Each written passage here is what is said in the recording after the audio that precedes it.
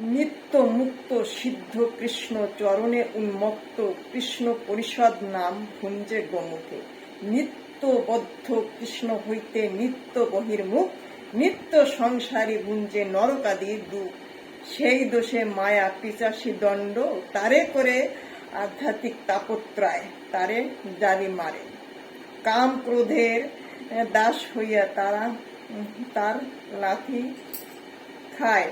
ভ্রমিতে ভ্রমিতে যদি সাধুবদ্ধ পায়, তার উপদেশ মোহে পিচাসী পালায়। কৃষ্ণ ভক্তি পায় তবে কৃষ্ণ নিকটে যায়।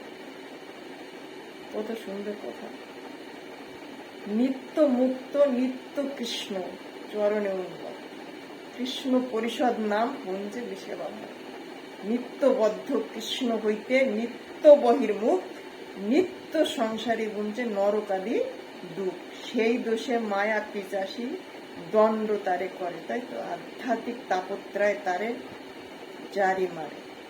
কাম ক্রোধের দাস হইয়া তার লাথি খায়।